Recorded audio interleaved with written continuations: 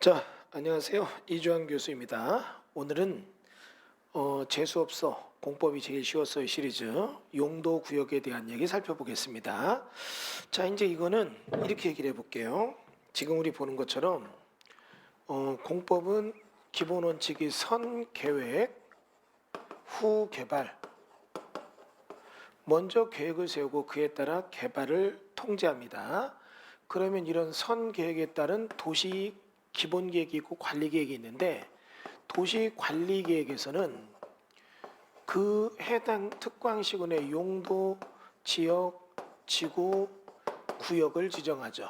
그러면 이러한 용도, 지역, 지구, 구역을 지정하게 된다면 우리가 지금 보는 것처럼 이러한 용도, 지역, 지구, 구역이 사개발을 통제해요.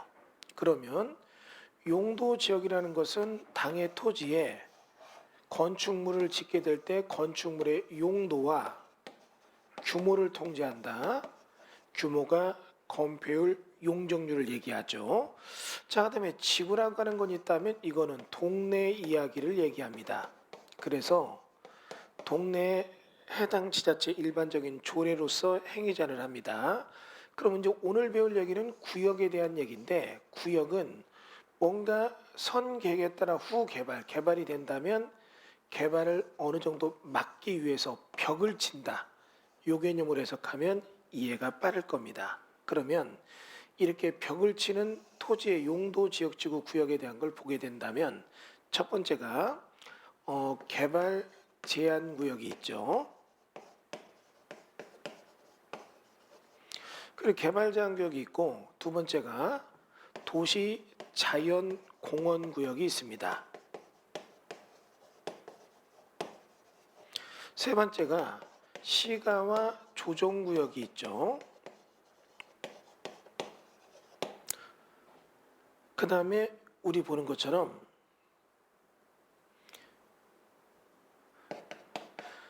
수산자원 보호구역이 있습니다.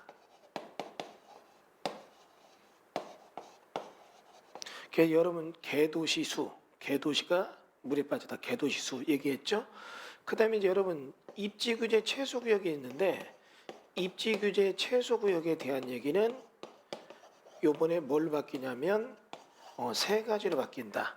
그래서 도시계획설에 대한 입체 복합구역, 그 다음에 도시혁신구역, 이런 얘기, 혁신이라는 얘기가 많이 나온다. 이런 얘기. 이런 식으로 해서 세 개 구역으로 바뀌다 보니까 입지규제 최소구역은 이제 여러분 시험 볼 땐 없어져요. 그리고 요 세 가지에 대한 구역 변화되는 것은 제가 별도로 재수없어 공법이 제일 쉬웠어 시리즈가 아니라 도시관리 계획이 아닌 도시 재구조화 계획해서 세 가지가 나온다. 그래서 이런 얘기는 여러분에게 얘기했습니다. 그래서 우리 복합, 이건 뭐냐면 건축물이 용도 지역이 수평적으로 가는 게 아니라 수직적으로 바뀌는 얘기. 혁신, 건폐율, 용적률에 대한 얘기가 어떻게 해요? 많이 짓게 해주는 그런 얘기들. 그 다음에 도시기술의 입체적인 얘기, 이 얘기 나오는데, 요거는 제가 별도로 우리 유튜브나 카페에 보면 별도 기본 개념을 정리한 걸 있으니까 그걸 좀 보시고, 나중에 요거에 대해서 구체적 내용이 확정돼서 나오면 그때 요 각각의 세 개 구역에 따른 계획은 어찌 되는가, 요거는 또 설명드리겠습니다. 그러니까 여러분 저 유튜브 보시는 분들은 여기 나오게 되는 요 내용을 제가 별도로 찍어서 올린 게 있으니까 그걸 보시면 이해가 되실 거고, 요거에 대한 계획안은 구체적으로 나올 때 이 세 개 차이점의 계획안은 별도로 나중에 이 강의가 다 끝날 때쯤 계획이 확정돼서 시행령이나 이게 나오게 되면 다시 한번 찍어 드리겠습니다. 법 개정에 따른 그런 내용은 이미 얘기를 했고요. 자, 그러면 이런 네 개 구역이 있는데 이런 네 개 구역은 벽을 치는 거다. 그 다음에 여기 나오는 이런 구역들은 행위자를 강화시킨다기보다는 완화시키는 쪽의 얘기가 나온다. 그래서 이쪽 벽을 친다는 건 행위자의 강화, 이쪽은 완화 쪽이 되는데, 자, 읽어보도록 할까요? 우리 내용을 좀 보도록 할게요. 자, 보시는 바와 같이 용도구역이란 건축물의 용도, 건폐율, 용적률, 높이 등에 대한 용도적 용도지구의 제한을 강화한다는 게 뭡니까? 개도시수, 완화하거나 따로 정한다. 이게 뭐냐면 옛날 입지규제 최소구역의 지금 혁신, 복합 아니면 입체 이런 얘기죠. 자, 근데 이제 그 입지규제 최소구역의 세 가지 변형 형태의 도시공간 재구도화 계획, 이거는 나중에 다시 좀 보기로 하고, 계획은 개념에 대한 건 이미 제가 영상 찍은 게 있으니까 유튜브 영상 꼭 좀 봐주시기 바랍니다. 자, 그런데 다시 이제 우리 보시는 바와 같이 용도구역은 용도적 및 용도주의 건축 제한 등을 강화하거나 완화하여 따로 정함으로써 지역주의 지정만으로 달성할 수 없는 특별한 목적을 달성하고자 지정한다. 자, 그럼 개발장구역 있죠? 여기 보면 국토부 장관이에요. 개발장구역은 국토부 장관이 도시가 있다면 도시의 강력한 대도시가 자꾸 외적으로 팽창하면서 인접지역을 어떻게요? 집어삼키려는 목적이 생길 수가 있거든요. 그러면 이런 데다가 우리 지금 보는 것처럼 개발장구역을 지정함으로써 이렇게 볼까요? 예. 이런 식으로 개발장구역을 지정함으로써 도시의 무질서한 확산을 방지한다. 아주 좋은 얘기죠? 도시가 너무 무질서하게 확산되면 안 되니까 어느 정도 개발하면 개발을 저지시키고, 도시 주변의 자연환경을 보존하고, 그러면 도시민들의 건전한 생활환경 확보되기 위해서 개발 제한 필요가 있거나, 여기서 이제 국방부 장관 요청이 있어. 이게 이제 재밌죠. 여기다 혹시라도 관계 행정기관장, 관계장, 관계중앙장 이런 얘기하면 안 됩니다. 여러분 보시는 것처럼 개발장구역은 박정희 시절에 만들었고, 박정희가 대모만이 하니까 도시 외곽에 어떤 고립지역 형태를 만들어서 도시의 대규모 소유 사태를 빨리 진압하기 위해서 만든 정책 목적이 있었던 거예요. 그래서 여러분, 이런 박정희가 만든 개발장구역의 덕을 누가 받느냐? 바로 전두환이가 광주광역시에서 5.18 사건 때 굉장히 재미를 봤죠. 영화 택시 보셨죠? 서울 택시가 외국인자 데리고 탈출할 때 군인들이 검문한 장면 나오죠. 그게 이제 개발장구역이에요. 그러니까 그런 길 몇 개만 막으면 도시의 소유 사태를 완전히 차단시킬 수 있다. 그러다 보니까 이게 국방부 장관이라는 표현이 딱 넣어서 만든 거거든요. 그래서 보안상 도시개발 제한 필요가 있다고 인정하면 도시군관리구를 결정한다. 그럼 여기서 시험 볼 때 나올 건 장관이에요. 국토부 장관, 국방부 장관. 개발장구역은 모두 국자 돌림만 나온다. 여기에 무슨 여타 장관, 관계장 이런 표현 나오면 안 됩니다. 그리고 이거 개발장구역은 일반적인 도시관리계획으로 시도지사에게 지정권을 준다. 이러면 안 돼요. 시도지사는 절대 주민들한테 욕먹어 써서 지정 못하니까 국가 통제에 두고 있다. 그리고 여기에 대한 법률은 개발제한법에 따라서 따로 두고 있다. 그래서 어떻게 해요? 개발장구역 지정 및 관리에 관한 특별조치법에 따른다. 그러니까 이런 얘기 나옵니다. 개발장구역 행위자는 국계법 시행령에 따른다. 국토계획 및 이용에 관한 법률에 따른다. 아니죠. 지정은 도시계획으로 하지만 행위자는 국토계획 및 이용에 관한 법률이 아닌 개발제한법이 따로 있다. 요건 기억하셔야 되고요. 자, 그다음에 도시자연공구역이 있는데, 도시란 개념이죠. 도시가 어디요? 시도지사, 대도시장. 도시관리계 결정권자죠. 도시의 자연환경 경관 보호하고 도시민에게 건전한 여가 휴식공간 제공하기 위해서 도시지역 안에서, 이 표현 놓치면 안 되죠. 식생이 양호한 산지 개발 제한 필요 있다고 인정하면 도시 자연공역 지정 변경을 도시군관리구로 결정할 수 있다. 그럼 여기서 기억할 거는 뭐냐면, 도시 자연공원구역이 지정되게 되면 여기는 산지에 대한 겁니다.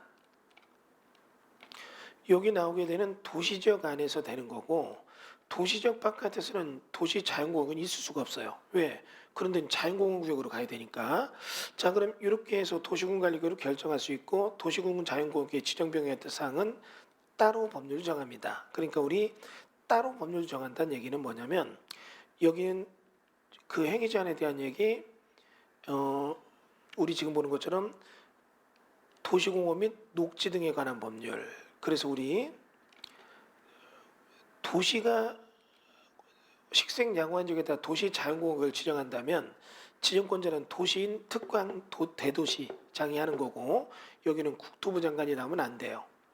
왜냐하면 국토부 장관은 개발장벽 도시 변도리에 이런 동그랑땡 요거 만든다는 개념이고 도시 내부에 양호한 식생이 양호한 지역이 있다면 요런 데다가 도시자연공구역은 특광도 대도시장이 지정한다. 그리고 요거에 대해서는 도시공원 및 녹지법에 따른다. 그러니까 우리 어떻게 해요? 개발제한법에 대한 얘기는 개발제한구역 지정 및 관리에 관한 특별조치법, 도시공원 및 녹지에 관한 특별법 이 내용에 대한 두 개는 여러분이 기억을 해두시면 될 것 같고요. 다음은 시가와 조정구역이 나오는데 여기서부터 이제 지정권자는 여러분 여기 시도지사도 나오고 그 다음에 국가계획과 연결하면 국토부 장관이 직접 할 수 있고 5년 이상 20년 이내 시가 유보 필요 지역에서 결정한다. 유보 기간은 국토부 장관 시도지사가 지정할 때 도시역과 그 주변 지역의 인구 동태에 따라서 도심관리 그 휴가 유보 기간을 정해야 된다. 그러니까 이런 얘기죠. 개발제한구역과 도시자연공원구역은 도시지역 안에서만 합니다. 그러나 우리 지금 보는 시가 조정구역은 뭔가 도시지역과 그 인근 지역, 그 주변 지역이라는 얘기가 나오죠. 이런 지역에 대해서 도시군관리계획으로 시가 유보기간을 정한다. 그리고 도시군관리계획 결정은 시가 유보기간이 끝난 날에 다음 날부터 효력은 자동으로 없어진다. 그럼 이 경우 시도지사는 그런 내용에 대해서 고시는 해야 된다. 여러분 이거 실효가 되면 다음 날부터 없어지지만 고시는 있는 겁니다. 사람들이 알 수 있게 고시는 해줘야 돼요. 실효 다음 날 실효된 걸로 본다. 실효 고시된 걸로 본다. 이러면 틀려. 실효된 것까지만 보고 주민들은 실효되면 모르잖아요. 그러니까 고시는 해줘야 된다. 알려줘야 된다는 얘기입니다. 아시겠죠? 이거 고시가 실효 고시된 걸로 본다. 이러면 안 됩니다. 다음 날부터 효력을 잃고 고시는 해야 된다. 이거 기억하고. 그럼 이제 이 얘기가 무슨 얘기인지 아리까리 하죠. 자 그러면 시가와 조정구역에 대해서는 여러분한테 제가 설명을 드릴게요. 공개발이 있다면 그리고 사개발이 있다면 어디가 속도가 빠르냐? 여기 공개발은 슬로우, 사개발은 스피드, 굉장히 빠르죠. 근데 중요도를 보게 된다면 공개발이 훨씬 더 중요도가 높아요. 사개발은 중요도가 떨어집니다. 자 그러면 이런 상태에서 법이 고민이 생겨요. 예를 들면 여기가 영종도 공항이 있다면 여기에 영종도를 공항을 만들면 요거는 분명히 공개발이죠. 그러면 여러분 이런 공개발이 이루어지는데 사개발은 굉장히 이런 정보에 민감하고 굉장히 빨리 투기적 개발 등이 일어나요. 그러면 나중에 공개발이 조금 더 커지려고 보니까 공항 배후 도시를 만든다든가 공항을 추가 확장하려고 할 때 사개발이 선행되면 공개발이 뒤로 밀리죠. 나중에 여기 사개발이 되면 여기다 공개발에서 수용할 때 보상도 힘들고 굉장히 어때요? 선계획 후개발의 공개발이 어때요? 목적 달성이 힘들어져요. 그러면 이런 데 주변을 시가와 조정구역이라고 지정을 해서 야 공개발이 진행되고 있거든. 너희들 사개발은 공개발이 완전히 이루어질 때까지 사개발은 기다려. 언제까지? 최소 5년 이상, 길게는 20년 이내까지 기다려. 이게 시가 조정구역이에요. 여기 기간 중에 정해진 날짜까지 사개발은 어떻게 해요? 스톱되고 진행될 수 없다는 얘기죠. 그러면 이렇게 해서 시가 조정구역 지정되는 건 누가 하느냐? 이런 공개발 목적을 이루게 되는 시도지사나 국가계획에 관련되는 국토부 장관이 할 수 있다는 얘기입니다. 그러니까 여러분 여기 나오는 시가 조정구역에 대한 얘기는 국토부 장관 시도지사예요. 개발장벽 지정권자 누가 되느냐? 여러분 보시는 것처럼 국토부 장관이에요. 도시자연공원구역은 누가 되느냐? 도시특광 대도시자. 이들이 도시관리계획 결정권자니까 그들이 합니다. 그런데 여러분 여기서 이제 우리가 지금 보는 것처럼 머릿속으로 기억을 하셔야겠죠. 지금 보시는 것처럼 이렇게 해서 나오게 될 때 시가 조정구역은 지난번 제가 얘기할 때 국토부 장관 쪽에서 하는 쪽이 많다고 했잖아요. 그러나 최근에는 시도지사도 대규모 공개발을 하는 경우가 많고 여기가 어떤 사개발에 선행될지 모른다면 시도지사가 여기다 시가 조정구역에 지정권을 주고 있습니다. 그러면 우리 지금 보는 것처럼 국가계획과 연계할 때는 국토부 장관이 하고 시도지사도 시가 조정구역에 대해서 지정권을 주고 이렇게 해서 시가와 유보기간은 20년 이내로 한다. 틀리죠? 5년 이상 표현이 있어야 돼요. 그래서 반드시 여기 나올 때 표현에는 5년 이상이라는 표현이 꼭 들어가야 됩니다. 5년 이상. 그리고 우리 보는 것처럼 도시지역과 그 주변 지역까지 할 수 있다. 이게 이제 이해되셨죠? 여러분 여기서 이제 볼게요. 개발장구역과 도시장구역은 도시지역 내에만 있는 거예요. 비도시역은 없어요. 그 다음에 시가 조정구역은 도시지역과 그 개발이 퍼져가려는 인근 지역까지 갈 수 있다는 얘기죠. 그럼 시가 조정구역 행위장이 나오게 되는데 대통령령으로 정하는 사업, 시가 조정구역에서 도시계획 사업은 대통령이 정하는 사업만 할 수 있다. 그럼 재밌는 게 도시계획 사업은 대통령령으로 정하는 사업만 할 수가 있고 허가 대상, 시가 조정구역에서 도시계획 사업 외에는 특광, 시군의 허가를 받아 할 수 있다 해서 1차 산업용 건물 질 수 있다. 어려운 거 없었죠. 시가 조정구역은 대규모 공개발을 위해서 사개발을 막는 건데 여기 보면 자기들이 이런 데서 1차 산업하는 거는 막으면 안 되죠. 근데 이제 관리용 건축물에 대해서는 어떻게 해요? 33, 10평 이하인 것을 한다. 요거는 수치가 나오니까 기억해야겠네요. 시가와 조정구역에서는 어떻게 해요? 10평짜리 10평 이내의 관리용 건축물을 짓는 건 가능합니다. 10평이에요. 이거 330 아닙니다. 100평이면 굉장히 큰 거예요. 그 정도는 안 되고 10평입니다. 그 다음에 마을 사람들이 살고 있는 공익시설, 공공시설은 할 수 있다. 기존 주택에 대한 신축은 안 됩니다. 이거는 시가 조정구역 나중에 수용할 때 신축을 해주면 그 사람들한테 뭐를 하는 게 문제가 되겠어요? 집을 새로 졌다. 여러분 어떤 생각 듭니까? 여러분 알고 있는 것처럼 집을 새로 졌다. 그럼 나중에 수용 보상이 힘들어. 이주권도 나오고. 그러니까 어떻게 해요? 신축은 말고 기존 주택에 증축을 한다. 그다음에 부속 건물 진다. 개축, 재축, 대손이 인정되고 종교시설에 대한 증축도 가능하다. 그럼 뭐 이 정도가 나오는 거고. 그다음에 여기 보면 우리 보면 의제상 허가가 있는 경우에는 다음 허가 신고 있는 걸로 본다 해서 산지관리법의 산지정호가 전용신고, 산림자원 조성 관리에 관한 법률에 따른 이목벌채 신고, 뭐 이 정도 얘기가 나오는 거고, 여러분 여기 보면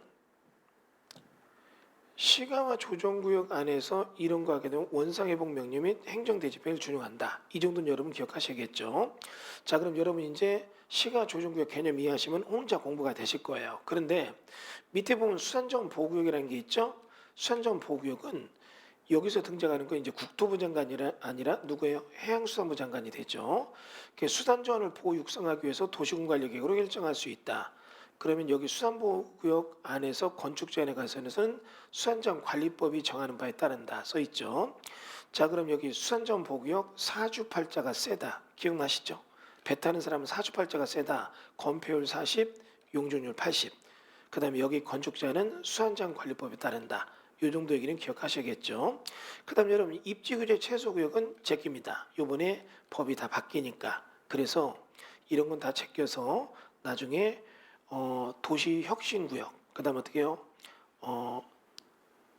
복합용도구역, 융합 이런 구역, 이런 거 세 가지가 나온다는 거 기억하시고, 여러분 여기 지금 보면 용도구역 지정 행위자 나오고 있는데 개발제한법은 개발제한구역 지정 관리에 관한 특별조치법, 도시자연공구역은 도시공원 및 녹지법, 시가조정구역은 국계법 시행령, 그 다음은 수산자원 보호구역은 수산자원 관리법에 있다. 이건 기억하시겠죠. 지정권자 국토부 장관, 도시장구역은 시도지사 또는 대도시장, 도시관리계 결정권자 일반 원칙론을 얘기해요. 시가조정구역은 시도지사와 국토부 장관, 그 다음에 어떻게 해요? 수산자원 보호구역은 해양수산부 장관, 입지규제 최소구역은 요거는 이제 없어지니까 외울 필요 없을 것 같고요. 자, 다른 점률의 적용 배제 요것도 다 넘어가도록 하겠습니다. 요거는 이제 따로 법이 바뀌니까. 자, 이렇게 해서 우리가 용도 구역에 대한 일반론적인 얘기 간단히 살펴봤습니다. 감사합니다.